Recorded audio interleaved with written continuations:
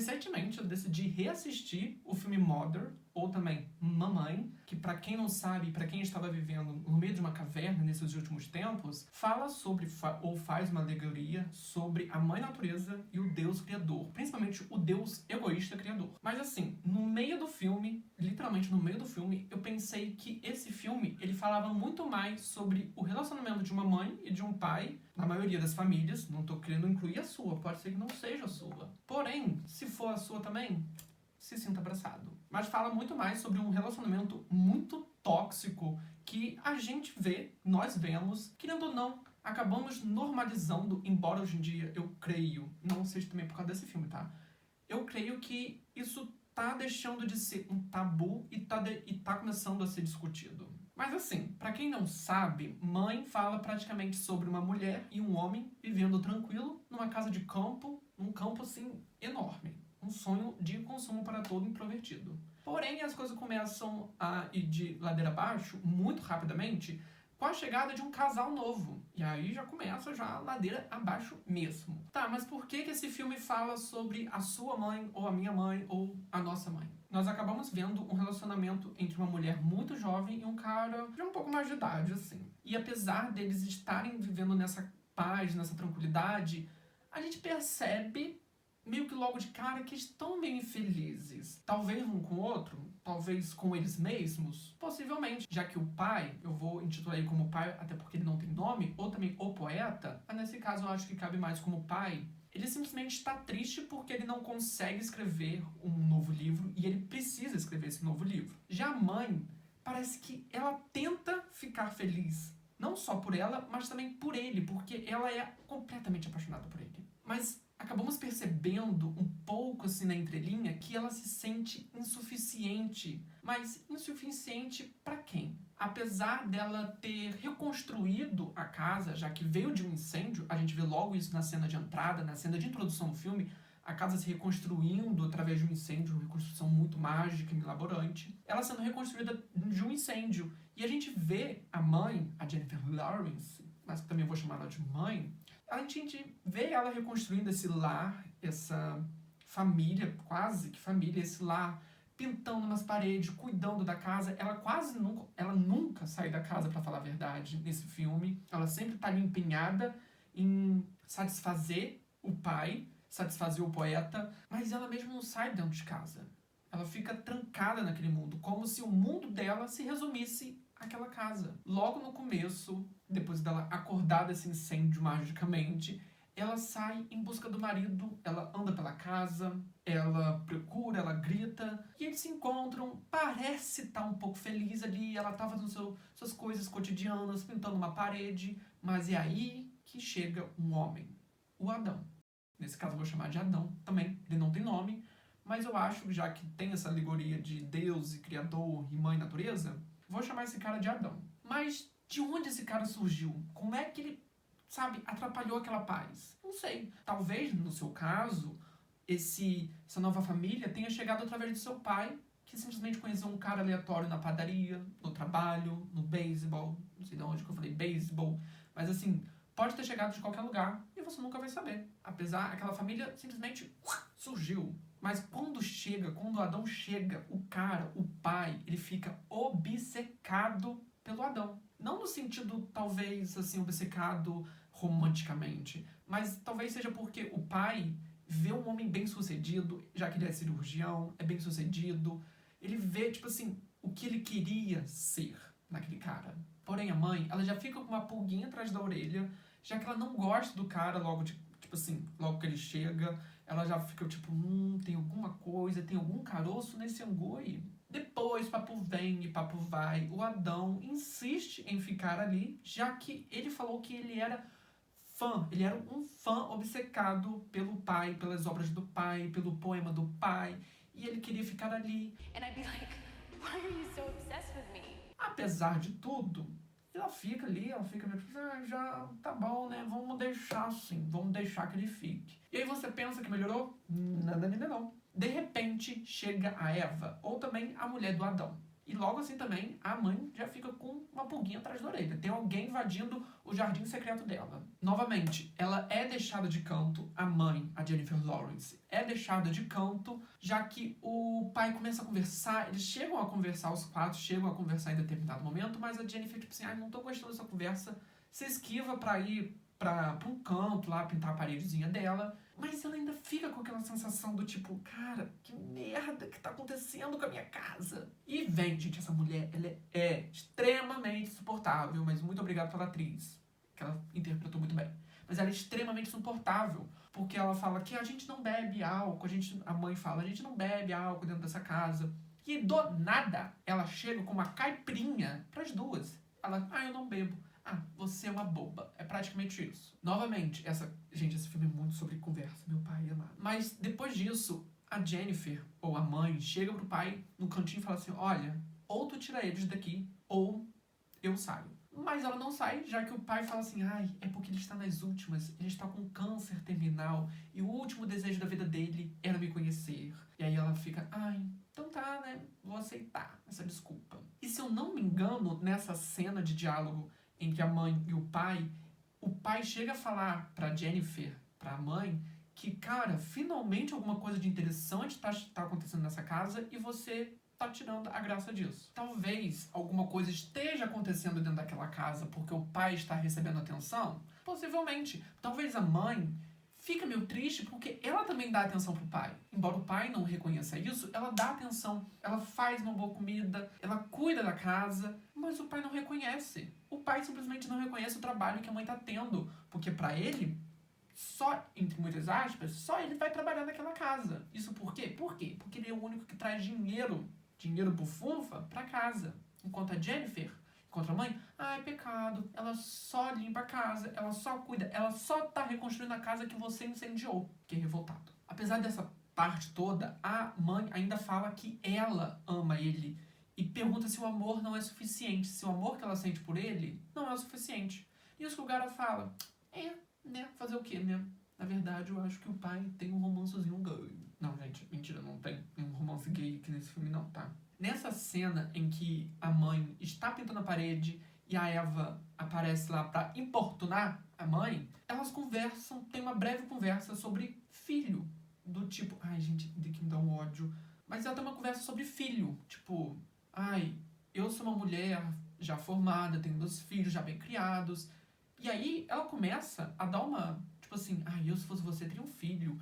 E aí elas vão pro porão onde fica a máquina de lavar, ela pega uma calcinha da Jennifer, ela fala, já entendi porque você não tem filho. Apesar delas terem essa conversa, a mãe logo já fala assim, olha, apesar de você não ter filho, e seria talvez bom você arrumar, não é um mar de rosas, tá? No começo pode até parecer que é tudo lindo, tudo maravilhoso, mas não é não, tá? E realmente não é, porque quando a pessoa pare, isso eu vou tratar um pouco mais pra frente, mas quando a mulher pare, o mundo fica só pra ela mesma.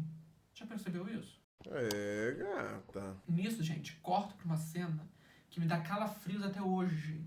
Não porque a cena seja de terror, talvez um pouco, mas é que simplesmente, enquanto o pai sai pra fazer alguma coisa, a Eva e o Adão decidem fazer uma tour pela casa. Tipo, não entra em tal lugar. Eles vão e entram, e aí eles entram no escritório do pai. E lá eles acabam mexendo no fruto proibido, que é um cristalzinho lá, e acabam quebrando. Só aí que o pai fica brabo. Eita, tô mexendo nas coisas dele. Epa, quebraram alguma coisa dele. Mas quando estavam quebrando a casa da mãe, o pai tava pouco se ferrando. Mas quando mexendo no calcanhar dele, aí não. Aí é crime. Mas no final de tudo, o pai fica puto, se esconde, fica lá, eu tô com raiva, que ódio. Mas ele não fala nada. Ele não quer ser ainda desagradável com as pessoas. Ele ainda quer ser o bonzinho. Ele deixa o papel de vilã pra quem? Pra mãe. Porque sobrou pra mãe expulsar os convidados de casa. Mas e aí que entra o quê? 2 outras figuras que dão nervoso. Mas é aí que surge Caim e Abel, tá? Simplesmente um deles, um dos filhos do casal, invade a casa falando, cadê meu pai? Cadê o Adão? Eu quero saber. E ela fala, Mona, você tá maluca? Não tem ninguém aqui. Mona, você é maluca? Já foram embora. E aí surge o outro irmão, né? Que dessa vez deve ser o Caim ou Abel, não sei. Mas eles começam a brigar pela casa toda. Eles vão de um ponto A ao ponto B ao ponto C. Quando você vê, já estão no ponto Z, brigando, arrebentando tudo. Tudo por causa de quem? Da herança do Adão. E o pai, quando vê aquilo, gente, eu tenho a sensação de que ele gosta. Porque ele vê uma coisa que ele não tem. Ele não tem um filho para brigar pela herança dele. Ele não tem um filho que brigue por ele, que se sinta ressentido de não deixar a herança para ele, sabe? Ele quer ter um filhinho. Mas é então que o caldo esquenta e eles vão até um quarto onde ficam uns baús de cama de roupa, essa coisa e tal. E um dos irmãos acaba matando o outro. E fica uma poça de sangue lá, manchada. Isso manchou a Jennifer Lawrence, tá? Sinto que ela ficou traumatizada com isso tudo. Já que, ao decorrer do filme, a mancha que tá no quarto, a mancha de sangue que ficou no assoalho, ela não desaparece, ela só vai aumentando. E lá seria o quarto do bebê. Isso deixou um trauma pra ela. Mostra isso, que ela deixou um trauma, que ela ficou meio traumatizada com aquilo tudo, que ela não queria, né? Não queria ter aquele filho. Mais pra frente ela vai ter. Gente, eu tô atrapalhando aqui. E aí você pensa que a paz melhorou? Não, menina, não. Depois do pai socorrer Adão, a Eva e o filho, o outro simplesmente some, tá? Sumiu, tá no mundo afora. O outro tá lá no hospital e ela fica simplesmente sozinha dentro de casa. Ela não sai nessa cena que ela corre e pensa, ai meu Deus, não me deixa aqui sozinha, não me deixa aqui sozinho. O pai fala, é rapidinho. E na hora que ele põe o pé pro lado de fora, desaparece. E ela não põe o pé pro lado de fora. Não põe o pé pro lado de fora. Em nenhum momento desse filme ela põe o pé pro lado de fora. Mas, realmente, quando um pai sai pra trabalhar, ou sai pra jogar bola, ou sai pra fazer qualquer coisa, a mãe ela simplesmente se sente isolada do mundo. Sabe? É ela e mais ela ali dentro daquela casa. Minto. Porque depois, um dos Caim e Abel aparece falando, é meio chato essa situação, né? Me desculpa. Pega as coisinhas dele e beijo. Na mesma noite, o pai volta e fala que o filho acabou morrendo. Ela fica devastada. Ele sente uma dor terrível. Mas, assim, ele tem uma ideia. Ele quer escrever sobre aquilo. A vida dele teve sentido de repente. E aí, assim, no meio da madrugada, a Jennifer Lawrence acorda, escuta que tem uma coisa aqui dentro de casa, ela fala assim, ei, tem alguém aqui. Ele fala, o quê? Ela sai e simplesmente, gente, aparece um monte de gente pra fazer o quê? O funeral do cara. O funeral do irmão. Gente, esse filme dá muita agonia. Porque imagina isso acontecendo. Começam a acontecer as coisas ali, mais gente começa a aparecer como uma forma do tipo, aquela família que apareceu, o Adão e Eva, se fundiu tanto a sua família que virou praticamente uma só, sendo que não era pra se tornar uma só. De repente, o pai aparece lá da escada, desce a escada e começa a se dar bem com as pessoas que estão ali, começa a conversar, e a Jennifer Lawrence só pega as caçarolas e coloca na pia, e coloca em tal lugar. Mas aí, gente, começa simplesmente a aparecer mas muita gente. Os outros começam a sentar na pia, que já está quase quebrando aquela pia. Começa a sentar na pia, começa a virar uma festa. O funeral vira uma balada, uma boate. Gente, começa a entrar muita gente naquela casa. Depois daquele fuzuê todo e do pai discursar sobre a morte do filho, ele quase foi pressionado pela outra família a discursar sobre o filho, porque, o pai ele gostava muito do que, não sei o que lá. E, acabei de lembrar, o irmão que matou o outro irmão aparece no funeral pra Lawrence e fala, eu fico muito triste com uma situação dessa. Mas isso acaba refletindo uma coisa também, que o que você faz, o que a pessoa faz, marca. Nesse caso marcou mesmo, porque o cara, matou o irmão. Mas, tipo assim, quando esse cara que matou, ele se sentiu injustiçado porque ele não fez parte da herança. E ele não tem direito de ficar com uma certa raiva do pai por não estar fazendo parte daquela história toda. Mas enfim, a Jennifer Lawrence fala assim, olha, se fosse você, saia daqui, tá? Vai sobrar pro teu lado.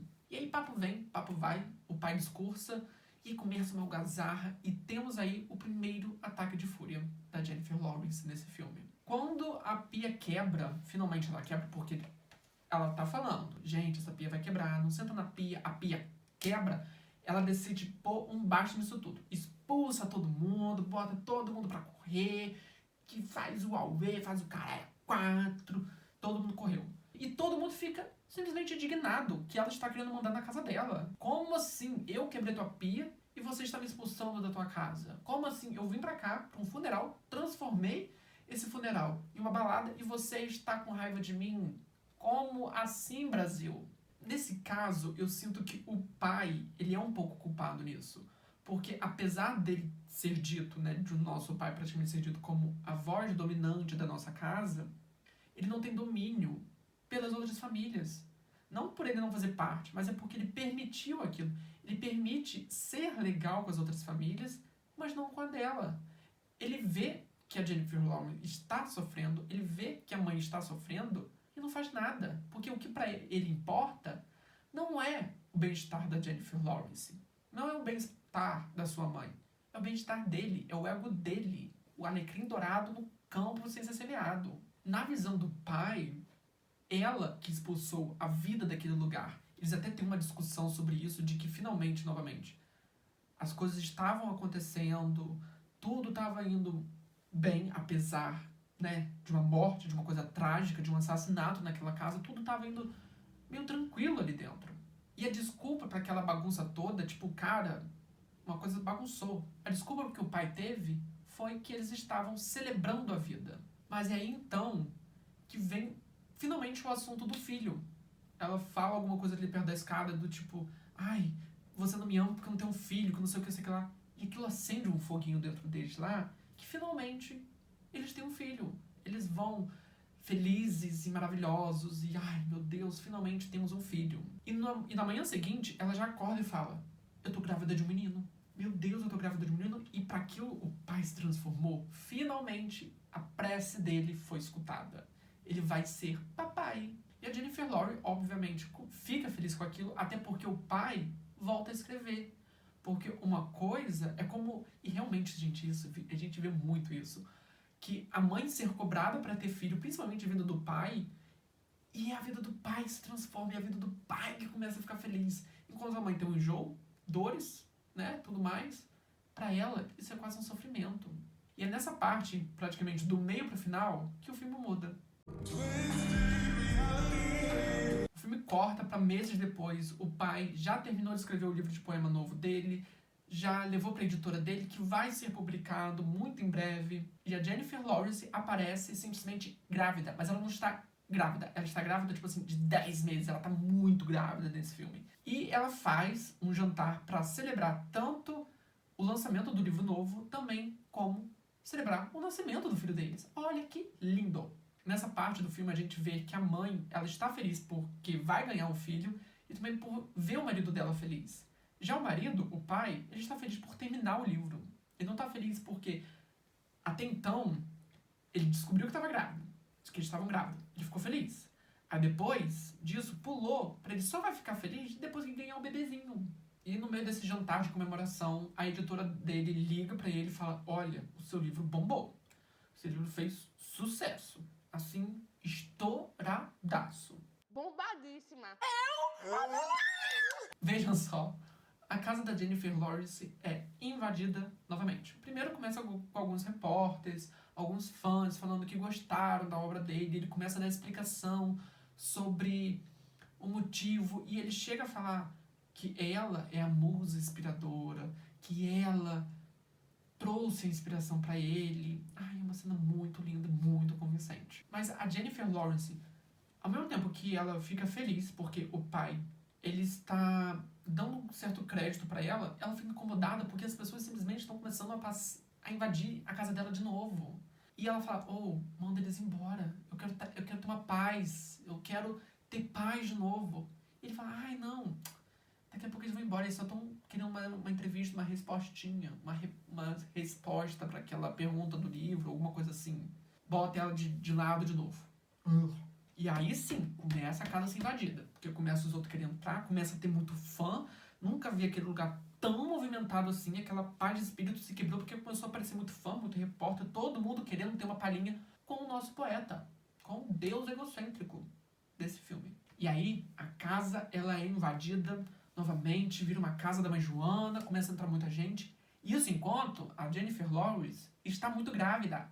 E aí o que acontece? Ela entra em trabalho de parto. No meio de toda aquela confusão, tem mais um lá pra resolver. Ela entra em trabalho de parto. E aí ela fala, eu vou ganhar, minha bolsa estourou, vai dar muita merda. Começou a fazer muita confusão ali, ele conseguiu, porque muita gente... E, gente, tem uma cena nesse filme que dá muita agonia. Dela passando mal, e ele do ladinho, ai, vamos lá, meu amor, mas ele, tipo assim, ai, oiê, paparazzis. E ela passando mal, tipo assim, porra, me ajuda aqui. E ele, ai, tudo bom, vou te ajudar sim, querida. Dando tchauzinho. Isso me dá uma raiva. E aí, finalmente, ele chega no escritório dele, ele barra a porta, todo mundo, gente, tá todo mundo querendo ver o menino Jesus nascer, mas ele consegue impedir, tipo assim, ei, Adão, que o Adão aparece de novo, ele não morreu ainda. Ei, Adão, me ajuda aqui, fala para as pessoas se afastarem. Se afastam. E aí a Jennifer Lawrence tá lá em trabalho de parto, empurrando o bebê, empurra o bebê, grita de cá, grita de lá e vá. O menino Jesus nasce no dia 25 de dezembro. Eu posso estar enganado nessa parte, porque, pelo que eu lembro, o pai apenas observa enquanto a mãe está em trabalho de parto. E realmente, gente, é uma situação muito... Essa parte é muito isolada para a mãe. A mãe se sente isolada, porque é ela, mais ela e o filho dela, sabe? O pai só observa aquilo tudo, porque a mãe está dando presente para ele. E aí, gente, isso me incomoda muito, porque o pai, mesmo sem querer, ou querendo talvez um pouco, nesse caso dele, eu acredito que ele quer um pouco de atenção, ele é do pop, né? Ele quer atenção, ele é pop. Muitas vezes o pai é ele que pega o filho, que pega a filha, que vai até aquela vidraça, vai até aquela janela e fala assim, ai, olha como ele é a cara do pai. Mas apesar da mãe insistir para que ele não leve o filho para fora do escritório, né, tipo assim, ela não quer, ela se agarra, ela... Nossa, essa cena é muito sofrimento, porque ela pega, ela tenta não dormir, ela tá cansada, ela deu um filho, ela pariu Jesus ali naquele momento, ela tá lá, dá alimento, forra o filho, né, cobre o filho e tudo mais, ela tenta não dormir, passa um dia, passa uma noite, não, passa a noite, depois passa o dia, e na noite do dia seguinte, ela tá lá, ela dá um cochilo, ela cochila em questão de 10 segundos, o pai pega o bebê, abre a porta e fala, olha gente, ele aqui é meu filho, porque todo mundo queria ver o filho e ela não estava deixando, olha como ela é egoísta. Ela não estava querendo mostrar pro filho, ela não estava querendo mostrar pro mundo o filho dela. Mas é nesse momento que todo mundo desaparece. A Eva, o Adão simplesmente somem, aquela mulher que falou que o filho é bom, aquela pessoa que virou pra sua mãe e falou, ai, tem um filho, que filho é muito bom, simplesmente some nessas horas, porque ela sabe que ter filho não é tão bom assim. E aí, gente, vem pra mim a pior parte, que é a Jennifer Lawrence querendo pegar o filho, isso enquanto ela vê o filho dela sendo carregado, tipo, ai meu Deus, sabe? Ele sendo carregado e ele chorando e todo mundo, ai meu Deus, olha, o filho do poeta, o filho do poeta, o filho do poeta. E ela, meu Deus, me devolve esse filho. Esse filho é meu, ele tá querendo mamar, ele tá querendo o colo da mãe. E aí vem a cena em que essa criança morre nos braços dessas pessoas. Morre. Ela vai, ela escuta, ela escuta o barulho do filho morrendo, porque ele faz tipo um barulho, tipo um osso meio quebrando assim. E quando ela chega perto, tá todo mundo ceando, comendo o corpo da criança, e ela fica pé da vida. Ela começa a retirar os pedaços, ela surta, e vem o segundo surto desse filme, que aí ela surta pra valer. É pia quebrando, é gente comendo o filho dela, e ela... Nossa, ela surta, ela começa a brigar, ela começa a gritar, e ela é vista como maluca. Gente, o mundo dela acabou. Como assim ela expôs o filho dela? Como assim ela, mesmo não querendo, teve que ter seu filho exposto ao mundo? O mundo matou, ele foi vítima de bala perdida, o mundo matou, ele foi vítima de sequestro. E ela não tem direito de ficar alterada. Tá todo mundo achando aquilo. Meu Deus, como essa mulher é maluca. Mataram o filho dela, mas ela que ela é maluca. E aí vem uma parte que logo depois disso começa, gente, um pandemônio. Gente, é muita coisa que acontece, porque ela começa a fazer meio que uma tour durante a casa. E aí é culto, é bomba, é guerra. E mostra uma certa realidade da mãe, mostra a realidade da mãe, não só da Jennifer Lawrence, mas de muitas mães pelo redor do mundo. Porque ela viu seu filho sendo morto por uma guerra que não foi ela que causou.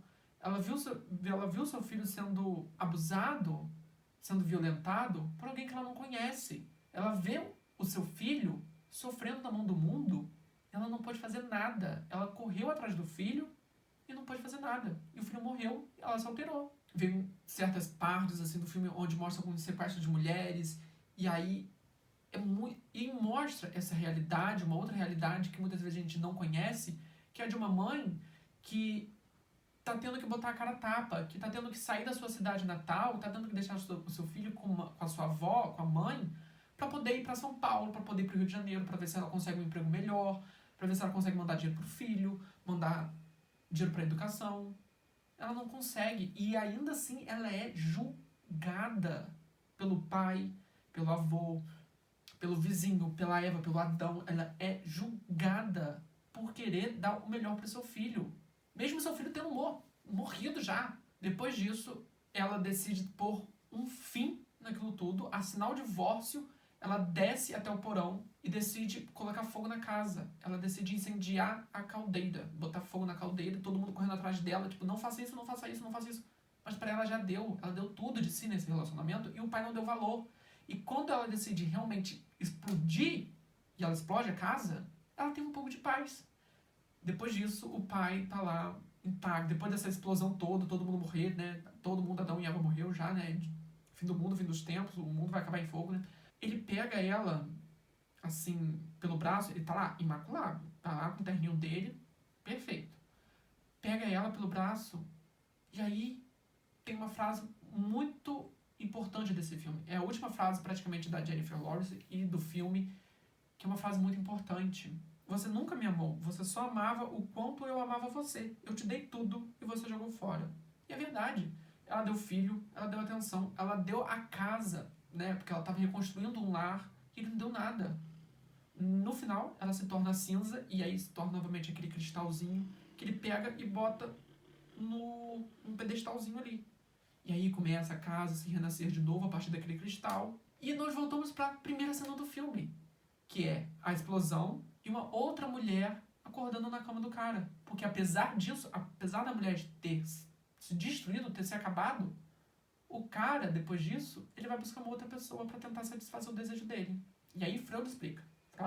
Bom, gente, esse foi um vídeo diferente aqui no canal. Geralmente eu falo sobre casos criminais. Olha só, se você chegou aqui de paraquedas, já se inscreveu no canal. Mas geralmente eu falo sobre casos criminais. Mas é uma coisa que eu tô tentando... Vou tentar trazer um pouco mais vídeos diferentes, porque, olha, trazer só caso criminal tava me deixando muito pra baixo. E eu já tô pra baixo. Mas eu queria falar sobre essas coisas, fazer tipo uma espécie de vídeo ensaio falando sobre a minha opinião, sobre alguma interpretação de livro, alguma interpretação de filme. Eu queria trazer um pouco mais disso e aí ver esse filme e caiu como uma luva. Mas, por enquanto, é isso. Vejo você na próxima semana e até mais. Tchau, tchau.